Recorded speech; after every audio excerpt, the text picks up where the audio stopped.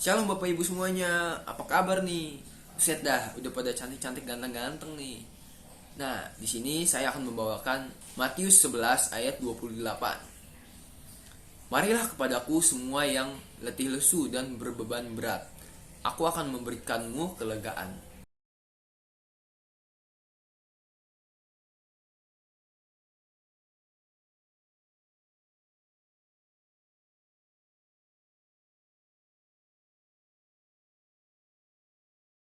Para ahli psikologis itu percaya bahwa setiap manusia memiliki sistem penanganan stres yang berbeda-beda atau yang bisa kita sebut dengan kata pelarian.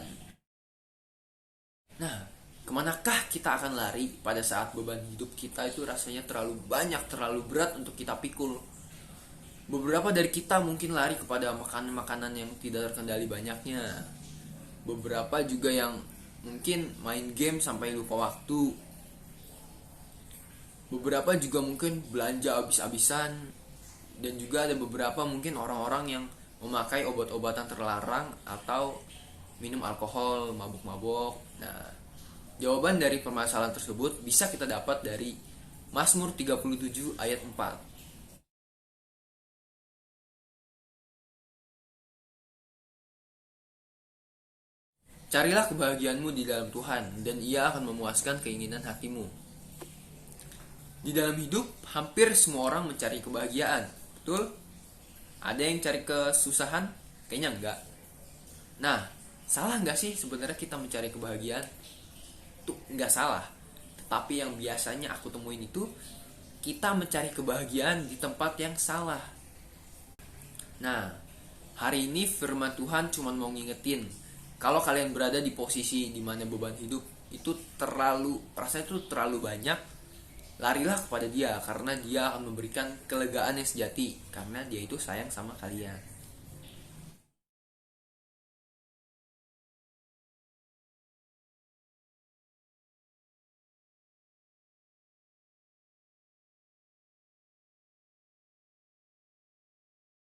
Di dalam hidup ini itu banyak banget kebahagiaan yang ditawarkan kepada kita. Tetapi kebanyakan dari itu cuma kebahagiaan sementara. Nah, berdasarkan pengalaman hidup saya, itu kebahagiaan sejati yang kekal itu cuma bisa kita dapat dari Tuhan Yesus. Dan kalau misalnya ada yang terlanjur mencari kebahagiaan di tempat yang salah, aku cuma mau bilang, kasih Tuhan itu luar biasa. Kasih Tuhan itu tidak menyimpan kesalahan. Maka sejujurnya bukan permintaan maaf yang Tuhan cari dari kita, tapi pertobatan. Karena pertobatan itu adalah penyesalan yang dibuktikan.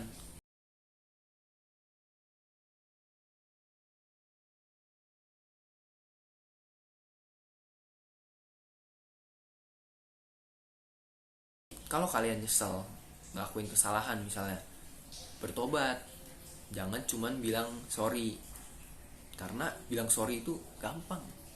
Maaf, sorry itu gampang. Tapi bertobat itu membuktikan bahwa you are sorry gitu. Oke?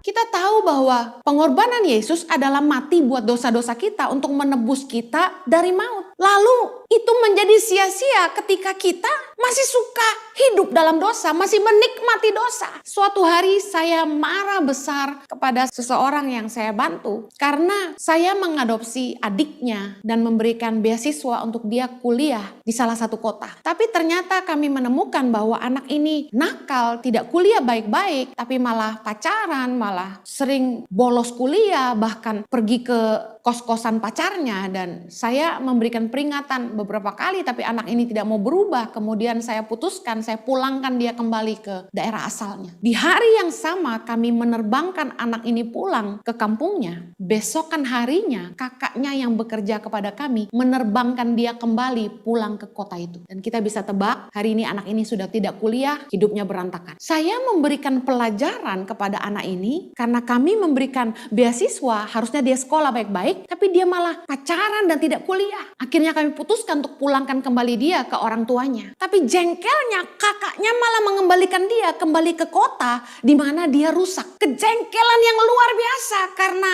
apa yang saya sudah lakukan untuk membantu malah dirusak sama kakaknya sendiri. Sama halnya dengan Yesus. Yesus sudah mengorbankan dirinya mati di atas kayu salib, menanggung segala penderitaan yang begitu hebat. Demi apa? Demi kasihnya kepada kita, demi mengampuni dosa-dosa kita, supaya kita didamaikan dengan Allah. Dan apa yang kita lakukan hari ini? Kita kembali ke kubangan dosa.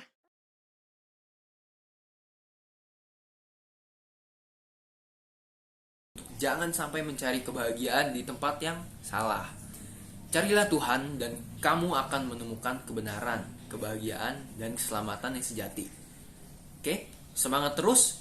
Tuhan Yesus memberkati.